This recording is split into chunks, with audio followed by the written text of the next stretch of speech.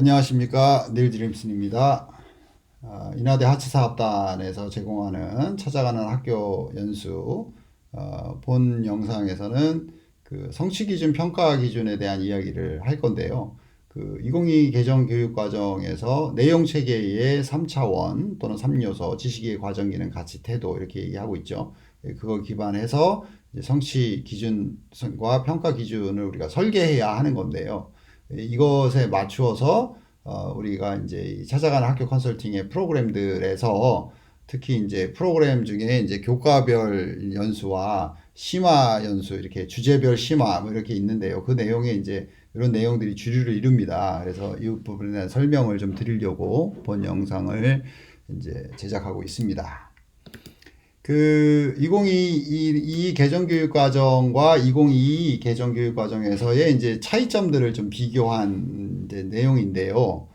그 여기 보시면 이제 내용 체계에서 사실은 여기서 이제 지식, 기능, 가치, 태도 이렇게 해서 영역으로 했었고 영역 뭐 핵심 개념, 일반화된 지식, 뭐 내용 요소, 뭐 기능 뭐 이런 식으로 해서 쭉 설명이 있어요. 근데 이제 2022 개정 교육 과정에서는 내용 체계표를 지식 이해 과정 기능 가치 태도로 구성하죠. 그래서 지식 이해에서 빅 아이디어에 해당되는 각 학년의 학습 내용과 결부시켜서 일반화 시켜야 된다. 뭐 이런 얘기도 했고, 그다음에 과정 기능에서는 고유의 탐구와 사고 과정과 기능을 명료화 시키면서 학교급이 올라갈수록 심화하는 방식으로 해야 된다. 이렇게 제시하고 있고요. 그다음에 가치 태도에 대해서는 교과 활동에서 학생이 갖춰야 하는 기대와 가치 태도를 제시해야 된다. 그다음에 이제 마지막에 지식이해 과정 기능 가치 태도를 의미 있게 통합하여 진술한다. 이렇게 되어 있죠. 그게 이제 핵심 아이디어이면서도 그게 성취 기준과 일치해야 되고 이렇게 체계화된 성취 기준이 제시됐을 때 당연히 평가 기준이 마련되겠죠. 왜냐면 이 성취 기준을 성취했다고 볼 수 있는 학생들의 어떤 퍼포먼스, 뭐랄까요? 어떤 그런 수행, 그 다음에 어떤 시험의 결과, 그 다음에 어떤 프로젝트를 했을 때 그 결과물에 대한 평가 기준, 뭐 이런 것들이 다 이제 마련되기 때문에 내용 체계의 이 3영역, 세 가지 차원과 성취 기준, 그 다음에 평가 기준이 매우 일관되어야 합니다. 네. 그죠? 그래서 각각의 영역들을 좀 알아보려고 해요. 각각 요소들, 성취 기준의 평가 요소들, 지식 이해인데, 뭐 다른 영상에서 제가 여러 번 지금 소개를 했습니다. 이번에는 좀 자세하게 좀 알아보려고 하는 거예요. 지식 이해가 뭐고 가치 태도가 뭐고. 제가 이게 도대체 어디에서 왔는가, 이게 예시로 있는가라는 걸 좀 찾아봤어요. 그랬더니 이제 지식이해라고, 그러니까 왜 지식이었는데 지식이해라고 부르냐, 이제 이렇게 얘기할 수도 있어요. 뭐 그것까지 좀 자세하게 얘기하기 좀 그렇지만, 이렇게 다루는 이제 교과가 있어요. 대표적인 게 이제 호주의 커리큘럼을 보면 이 지식 이해를 같이 쓰고 있습니다. 그 다음에 이제 지식 이해에 대한, 그런 뭐 단계별, 그 질적인 차이들은 이렇게 사실, 개념, 절차, 메타 지식과 이해 이렇게 구분이 됩니다. 지식은 경험이나 교육을 통해서 얻은 정보나 인식을 말하는데 반면에 이해는 어떤 것에 의도된 의미나 원인을 알거나 깨닫는 것을 말해요. 그래서 그 구성주의 관점에서 보면 참 지식과 죽은 지식으로 이제 구분을 한다는 거죠. 죽은 지식은 그야말로 정보로 있는 거예요. 나에게 별 의미가 없는 거죠. 근데 그 정보나 사실적인 내용들을 내가 습득을 하고 이걸 통해서 어떤 새로운 문제를 해결한다든가 그걸 통해서 내 자신을 바라볼 수 있고 또 내 삶 속에 적용해서 또 문제를 해결한다든가 이런 식으로 해서 내가 또 성장하는 이런 식의 변화가 일어나는 것까지. 그래서 이거를 지식과 이해라고 얘기를 했을 때, 여기서 이제 지식은 기존에 있는 정보로서의 나에 대해 내가 인식하는 거고, 이해는 그 정보에 대한 인식을 통해서 내가 깨닫게 되는 거나 의미를 찾게 되는 것들을 이해라고 본다면, 구성주의가 말하는 죽은 지식과 참 지식과 같은 내용인 거죠. 그래서 지식과 이해를 이렇게 구분하면서도 함께 쓴다. 이렇게 이해를 하시면 되고요. 그 다음에 이거를 교수 학습법적으로 이제 해석을 해보면, 학습의 주체는 학생 개인입니다. 그렇죠? 학생들이 실제 문제와 학습지와 관련된 프로젝트를 포함하는 맥락에서 개념과의 관계를 탐색하고, 그다음에 토론하고 의미 있게 구성할 수 있도록 하는 거예요. 그죠?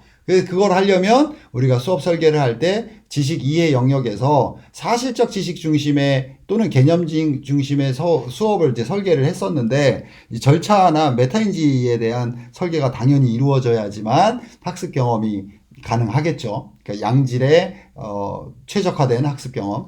근데 이제 이 사실과 개념, 절차, 메타 지식과 이해를 얘기했을 때 이 메타 지식과 이해가 개인에만 이제 머물러 있지 않고요. 이게 사회적으로 확장돼요. 개인이 사회적 개념이니까 그렇죠. 그래서 포용적이고 공평한 공동체를 건립하는데 기여하는 지식. 그게 이제 메타인지 지식에 해당되고, 열린 마음과 공감 능력을 적극 적용하고 소수자의 의견을 적극 포함하는 걸 말해요. 제가 아까 얘기했듯이 지식과 이해라고 하는 것을 묶어서 쓰는 커리큘럼 중에 제가 발견한 거는 그 호주, 오스트레일리아에서 갖고 있는 교과에서 그래요. 거기에 나와 있는 설명입니다. 이게. 그러니까 메타인지 지식 최상위 고차원적인 인지작용에서 일어나는 지식과 이해라고 하는 것이 이런 거라고요. 그러니까 우리가 뭔가를 배웠을 때 그걸 통해서 포용적이고 공평한 공동체를 건립하기 위해서 내가 어떻게 기여할 수 있을까? 이 지식을 어떻게 활용할 수 있을까? 이런 고민을 하는 거예요. 그 결과물을 우리가 평가해야 된다라고 말하고 있는 거고요. 열린 마음과 공감 능력을 적용해서 소수자의 의견도 적극적으로 포용할 수 있도록 하는 그런 능력을 갖추는 거고요. 그 다음에 편견과 고정관념에 도전하는 거고요. 그러니까 지식은 항상 어떤 컨텍스트 속에 있기 때문에, 어떤 맥락 속에 있기 때문에 특정한 어떤 가치가 포함되어 있어요. 그런 거기 때문에 편견과 고정관념에 도전하고 정보의 정확성을 평가하려고 하는 능력까지 갖추는 것. 이것이 지식 이해의 영역에서 정의하는 고차적인 메타인지, 좀 절차와 메타인지 지식과 이해에 해당되는 내용들입니다. 그러니까 이 메타인지 지식으로부터 그 학습 목표 분류 모델을 소개한 영상을 보시면 이 부분이 더 잘 이해될 겁니다. 그래서 꼭 보시길 바라고요. 거기서 이제 제가 설명했듯이 이 메타인지 지식으로부터 시작해서 자기 시스템, 자기 체계가 메타인지 시스템을 통해서 이제 인지 기능들을 작동시킨다 이렇게 말씀을 드렸는데, 마찬가지예요. 우리가 수업을 설계할 때 우리가 거꾸로 했다는 거죠. 그동안. 그죠? 그러니까 학습 목표 분류 모델 그 영상에 제가 잘 설명했어요. 그러니까 그 기존에 있는 블룸의 인지 또는 블룸의 텍서노미가 갖는 그 다른 학자들이 비판한 내용들이 포함되어 있으니까 보시고요. 다시요. 메타인지 지식이 있고 그것을 기반으로 해서 이렇게 밑에서부터 올라간다라고 이렇게 봐야 되는 거지. 이거 뒤집어 놓으면 안 된다. 또는 이 말은 뭐냐면 사실적 지식을 배워야 개념 지식이 되고 개념 지식을 배워야 절차 이렇게 넘어가는 게 아니라고요. 메타인지를 중심에 놓고 밑으로 내려가는 거다. 또는 위로 올라가는 거다. 이렇게 이제 설명을 하려고 하는 거고요. 각각의 것들을 좀 메타인지 지식, 절차 지식, 개념 지식, 그 다음에 사실적 지식을 이거를 다 설명을 하면은 시간이 너무 오래 걸려요. 그래서 영상을 좀 정지해 하시고, 이게 이렇게 분류되는구나. 이렇게 좀 구분을 하시면 될 것 같아요. 핵심은 메타인지 지식을 통해서 이렇게 빨간색으로 이게 평가 요소와 내용을 정의해 놨잖아요. 실질적인 역량의 변화, 학생의 성장을 말하는 겁니다. 그다음에 역량 중심 교육이 가능하다. 그렇기 때문에 지식 이해 영역에 있어서는 이 메타인지 중심의 접근이 필요하다 이렇게 좀 설명을 드리고요.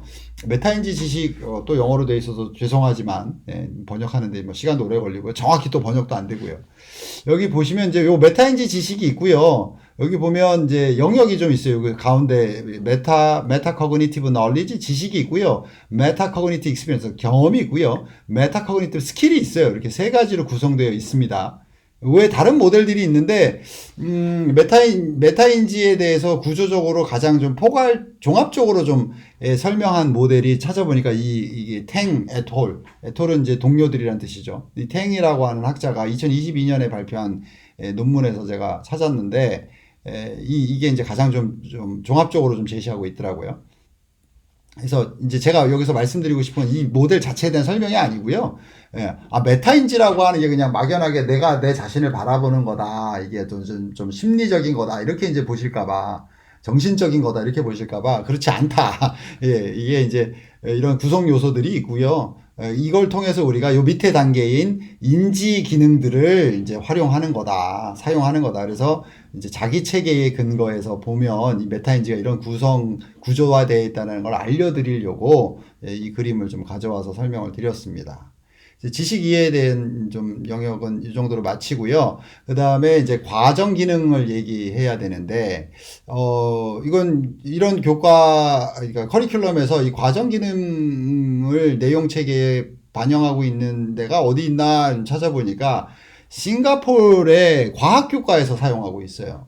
그래서 과정 기능은 새로운 과학적 아이디어와 개념에 대한, 과거에는 이제 과학 교과에만 적용을 했는데 지금은 이제 모든 교육 과정에 이 과정 기능을 쓰고 있어요.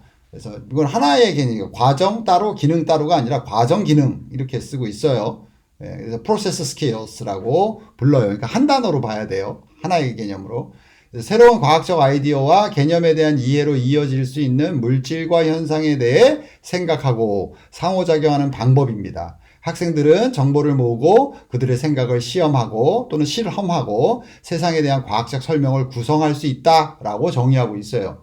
그 다음에 이와 관련된 교수학습 해석을 보시면 지식을 구성하는 것은 학생 자신과 삶의 의미를 깨닫는 것이다. 지식 구성 과정은 교사가 학생들이 한 분야 내에 암묵적인 문화적 가설이죠. 그 다음에 뭐 참조, 또는 준거의 틀을 얘기하는 거고요. 관점과 편견, 그 분야 내에서 지식이 구성되는 방식에 어떻게 영향을 미치는지를 이해하고 이거예요. 그러니까 이게 과정 기능이라고 하는 게 그냥 과학적인 아이디어를 만들어내는 그 과정이 아니고요. 그것을 포함한다라는 거예요. 그러면서도 지식이라고 하는 것이 또 기술이라고 하는 것이 어떤 특정한 맥락 속에서 가치로 구현되기 때문에 이런 암묵적이고 문화적인 가정, 그 다음에 어떤 판단의 근거가 되는 참조의 틀, 그 다음에 특정한 관점이 또 반영되기도 하죠. 또 편견이 있어요. 그렇기 때문에 관점과 편견이 그 분야 내에서 지식이 구성되는 방식이에요. 그러니까 모든 지식은 그러니까 지식이 어떻게 구성되어지는지를 탐구하는 것이 개념 기반 학습이라고 했잖아요. 개념 기반 탐구 영상을 보시면 됩니다. 여하튼 지식이 구성되는 방식에 어떻게 영향을 미치는지를 이해하고 조사하고 결정하는 거예요. 그래서 저차원적인 단계에서는 관찰하고 측정하고 추론하는 것 정도로 끝나지만 이게 일련의 과정으로서의 과정 기능을 말하는 거예요. 그래서 분류하고 예측하고 소통의 과정적인 역량인 거죠. 그러니까 여기 내용이 이제 설명을 해놨지 않습니까? 새로운 이해와 지식을 다양한 형태로 재생산하고 공유하는 거예요. 그러면 아까 지식 이해에서 그죠? 고차원적인 거는 포용적이고 공평한 공동체 건립에 기여하는 지식이라 그랬잖아요. 그런 지식을 내가 생성하는 거고 편견과 고정관념에 도전하는 것이고 정보의 정확성을 평가하는 거니까 자, 이 예측과 소통의 과정적인 역량으로 보면 만나죠. 다양한 속성과 기준에 따라서 정보와 자료를 분류하고 평가한다. 현상의 본질 또는 인과관계를 탐구한다. 이렇게 새로운 이해와 지식을 다양한 형태로 재생산하고 공유한다. 이렇게 되는 거죠. 그래서 아까 메타인지로부터 메타인지 지식에서 절차적 지식, 개념적 지식, 사실 지식으로 이렇게 내려간다고 했잖아요. 마찬가지로 올라온다라고 표현해도 돼요. 뒤집어 놓으면 되니까. 이 순서로 바꿔놓으면 되니까. 여기서는 다시 소통하고 예측하고 이렇게 무엇을 위해서 우리가 이 과학 공부를 하는가, 무엇을 예측하려고 하는가, 어떻게 분류해야 하는가, 그 다음에 무엇을 추론할 것인가, 이런 식으로 설계하면 되죠, 수업을. 그리고 그걸 평가하면 되는 겁니다. 이해되시죠? 이 내용도 하나하나 설명하면 또 시간이 오래 걸리니까 화면을 정지하시고 한번 쭉 읽어보시기 바랍니다. 그 다음에 좀 더 자세하게 이제 나와 있는 게 이 Integrated Science Process Skill, 아까 이제 프로세스 스킬, 과정 기능 한 단어로 보시면 된다 그랬잖아요. 싱가포르에서 나온 거. 여기에 따른 이런 다양한 것들이 있어요. 그래서 변수를 제어한다던가 조작적 정의를 한다던가 가설을 수립한다던가 데이터를 해석한다던가 실험을 한다던가 모델을 구현한다든가 이런 방식으로 이 과정 기능에 대한 수업에 적용할 수 있는, 구체적으로 이제 과학에 적용한 이런 내용들이거든요. 이것도 특히 이제 과학 선생님이라면 네, 영상을 정지하시고 한번 읽어보세요. 이미 다 알고 계신 내용일 텐데요. 예, 이런 내용들이 이제 수업에서의 이제 학습 전략으로서 또는 학습 모델로서 사용되고, 그렇기 때문에 이제 과정 기능, 추구하는 궁극적인 이 평가로서 또는 성취 기준으로서의 요소들을 보면 궁극적으로는 이 소통을 위한 것이다. 이제 여기서 말하는 소통은 그냥 커뮤니케이션이라고 써 있으니까 소통으로 써놨는데 이게 ing잖아요. 그러니까 소통하기, predicting, 그러니까 예측하기 이렇게 뭐 이렇게 동명사화 시켜서 이제 해석하는 게 맞고요. 근데 이제 제가 여기서 말하고 싶은 건 커뮤니케이팅의 소통은 이제 사회적인 거라는 거예요. 사회적인 것. 누구랑 소통할 거냐는 거예요. 이 친구랑 얘기하기 위해서 이제 과학적인 이런 과정 기능의 과정을 거치는 게 아니잖아요. 그죠? 사회적으로 기여하려고 하는 거예요. 어떤 현상의 본질과 인과관계를 탐구하려고 하는 거라고요. 그죠? 그러니까 여기서 소통이라고 하면 사회적 소통이다 이렇게 이제 해석을 하시면 딱 맞을 것 같아요. 자, 그러면 이제 세 번째 요소, 성취 기준 평가 요소의 분석표에 나와 있는 가치 태도 영역이에요. 가치 등. 이게 사실은 기존의 교육에서 가장 등한시한 게 아닌가? 아니면 이것은 윤리 교육이나 도덕 교육에서 담당해야 될 것이 아닌가라고 좀 등한시했던 것 같아요. 근데 이제 우리가 전인 교육을 한다고 하면 커리큘럼에 이 세 가지 요소들이 잘 반영되고, 특히 이제 수업 설계에 있어서 성취 기준과 평가 기준에 있어서 이런 지식의 과정 기능 가치 태도, 특히 가치 태도가 좀 더 강조돼야 되는 거 아닌가 이런 생각을 좀 개인적으로 해봅니다. 그러면 이제 가치 태도는 어디서 나오느냐? 요거를 이제 잘 설명하고 있고 체계화 시켜 놓은 것이 이 OECD 2030 학습 나침반입니다. 한번 찾아보십시오. OECD에서는 이런 가치 태도를 이렇게 인간의 가치, 그러니까 휴머니티예요. 인류를 중심에 먼저 두고요. 그 다음에 사회적 가치. 그렇잖아요. 인류에게 기여하는 사회여야 하고 그런 사회 속에서의 인간관계가 있어야 하며 그런 것 속에서 개인의 가치가 구현되어야 그것이 모두에게 좋은 거잖아요. 이걸 거꾸로 하면 어떻게 되겠습니까? 개인의 가치를 중심에 놓고 이게 잘 되면 내가 잘 성장하면 관계도 좋고 사회도 좋고 인간 사회도 도움이 된다. 이런 식으로 가버리면 인류는 절대 건강하고 행복한 사회가 되지 못하겠죠. 개인이 개인의 이익 중심으로 움직일 거 아니에요. 그죠? 그러니까 뒤집어서 가야 되는 거고, 예. 그러면 이게 이제 이 정의를 보시면 개인 사회 환경 복지를 향한 경로에서의 개인의 선택, 판단, 행동 또는 행위라고 이제 해야 되겠죠. 이 번역이 좀 반복됐습니다. 행위에 대한 행동과 행위에 영향을 미치는 원칙과 신념을 말하는 겁니다.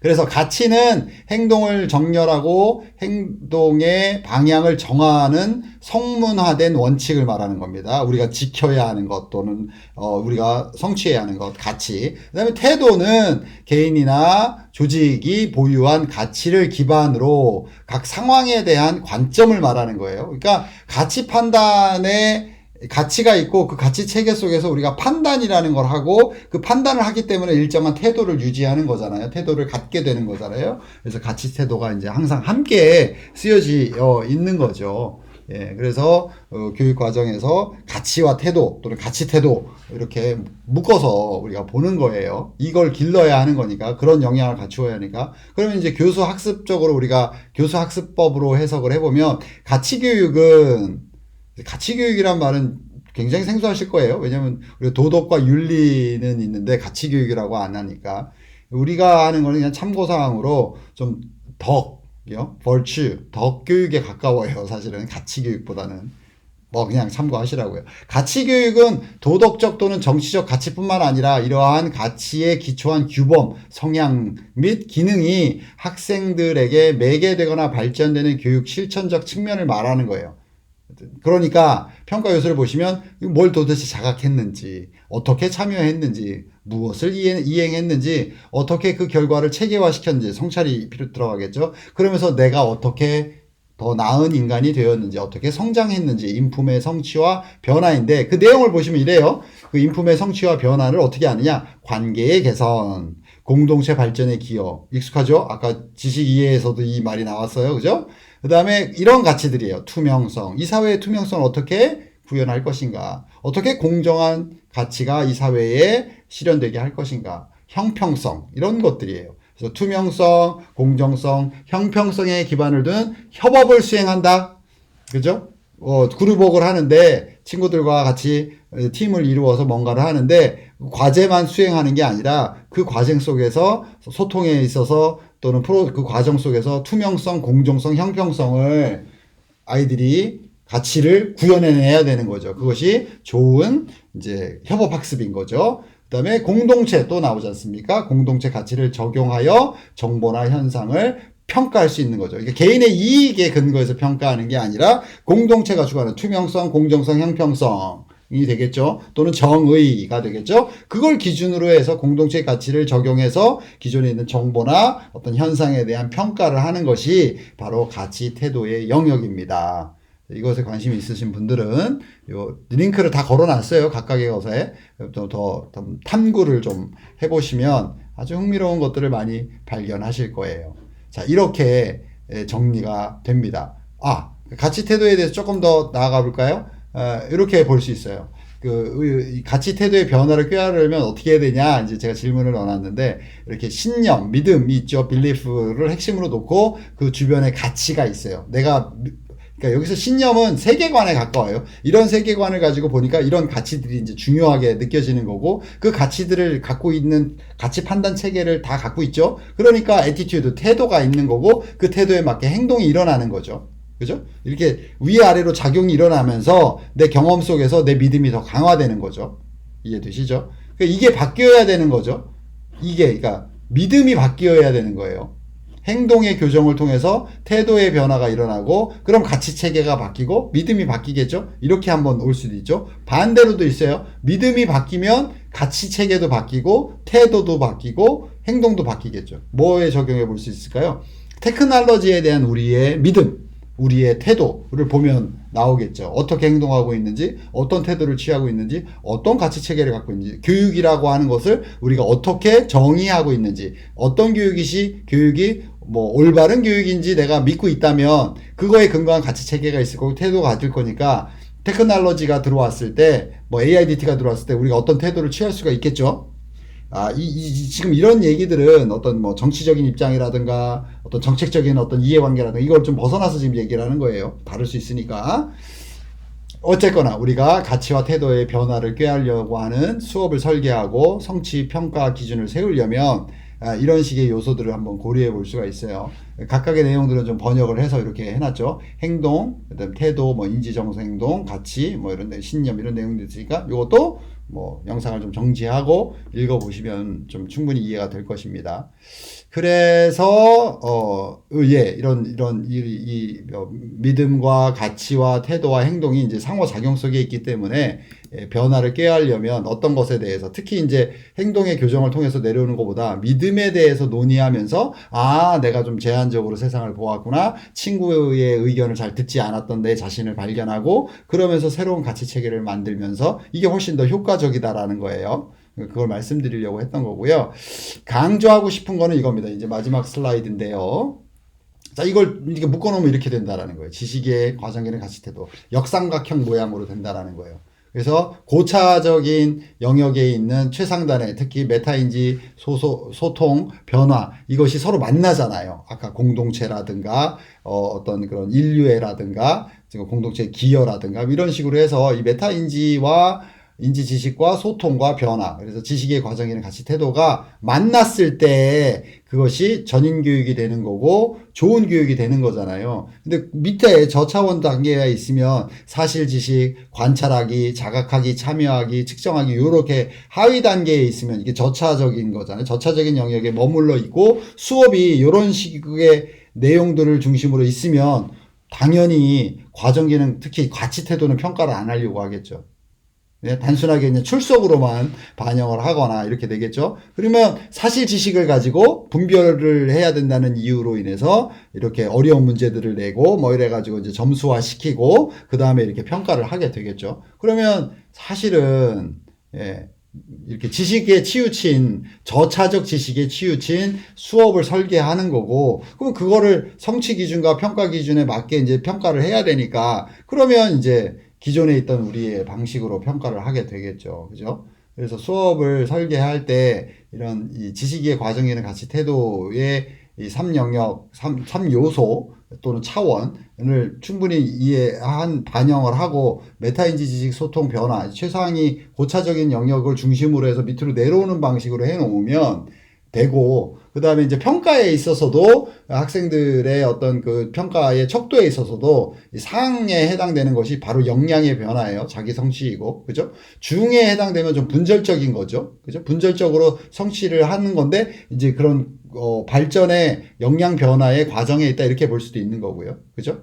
그 다음에 성취 기준과 평가 기준에 대한 일관적인 접근이 가능해지죠. 이걸 갖고 있으면. 그 다음에 더 나아가서는 절대 평가 교육 체제를 구축할 수 있어요. 이것이 준거가 되니까. 그렇죠? 예. 그 다음에 가치 태도에 대한 평가자의 주관적인 요소 개입을 우리가 우려하는데 그렇지 않아요. 왜냐하면 가치 태도만 띄워놓고 하니까 그렇죠. 그죠? 근데 이걸 체계 속에서 보는 것 하나랑 가치 태도도 이렇게 자각부터 이렇게 변화로 올라오는 것, 그리고 변화의 내용들을 이미 봤지 않습니까? 메타인지 지식과 소통 변화, 이런 것들. 자, 다시 한번 보실래요?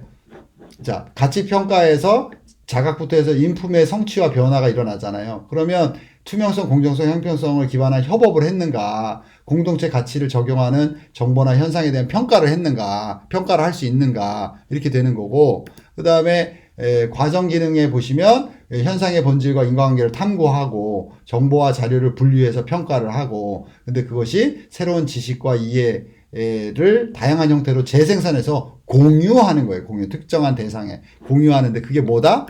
지식위에서 말했듯이 포용적이고 공평한 공동체 건립에 기여하기 위해서 열린 마음과 공감 능력을 적용해서 소수자 의견을 적극적으로 반영하기 위해서 편견과 고정관념에 도전하고 정보의 정확성을 평가하려고 하는 거. 지금 만나잖아요, 다. 그러면 이 세 가지가 하나로 종합적으로 총체적으로 우리에게 다가오는 거죠. 그렇다고 하면 가치와 태도에 대한 평가자의 주관적 요소가 개입할 우려가 있다라는 것 사실은 기우인 거죠. 예? 과정 기능의 과정적 소통 역량과 이해를 포함하는 메타인지 지식을 통해서 실질적인 사회적 인품, 그죠? 사회적 인품의 성취와 변화가 확인될 수 있잖아요. 그러면 총체적이고 구조적인 재정립이 필요하다. 이렇게 보는 것이 맞다라는 것이 매우 유의미하다. 이렇게 설명할 수 있습니다. 자, 이상으로 성취 평가 기준에 대한 이해를 마치겠습니다. 네, 고맙습니다.